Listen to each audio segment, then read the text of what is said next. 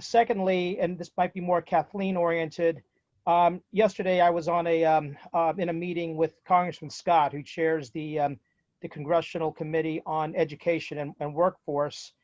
And campuses are sort of where rubber hits the road right now with respect to policy, with respect to business, with respect to consumer, with respect to health.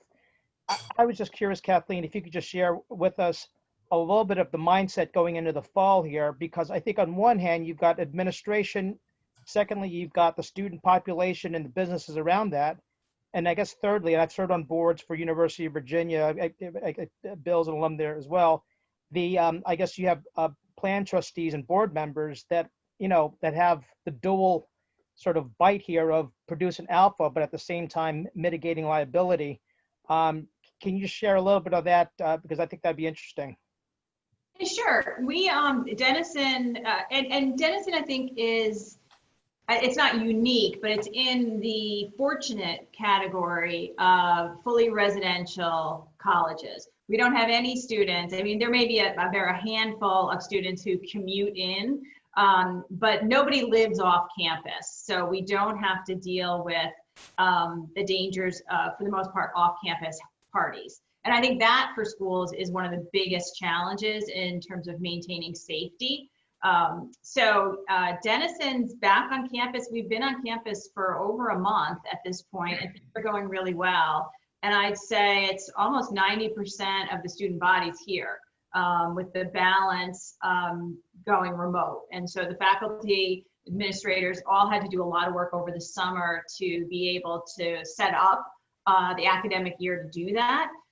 I'd say the students, in large part, are really supportive. They want to be here, and they understand that this environment right now is very different. They're walking around campus with masks on, and even, I was thinking about it when I drove in this morning, even if a student is just walking by him or herself alone, if I were out walking by myself, I probably would pull my mask down. They're keeping their masks up. And so I'm seeing them really complying. And I think right now the weather is still pretty good here.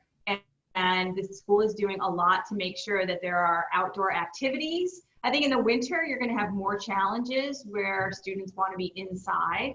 But I think, I think this generation, I think they could, and I'm not speaking for Denison students specifically, I think it's just this broader generation. I think they can feel, and they may have come into this pandemic feeling very put upon, in terms of, we've all created this horrible world for them, and now they've got the pandemic.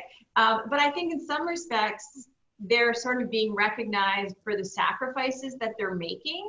And I think they're embodying that a little bit as, hey, we're actually going to be the ones solving problems going forward. We're contributing to the greater good. And so I do think there's a positive coming out of that. But I do think you will have a bigger focus on solving the world's problems coming out of this from this generation. So, I don't know if that addresses your question, but. Thanks for that.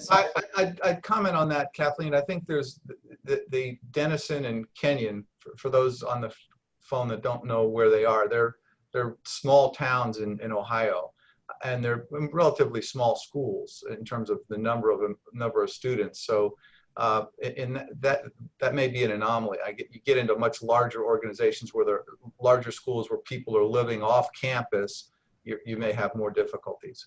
But I do agree with you that the younger generation, for the most part, seems to be more impactful in the types of things that they're thinking about. Kathleen, you're speaking to my generation, and I have to say you're completely correct. That's all I'm going to say. Well, maybe just staying with the pandemic topic.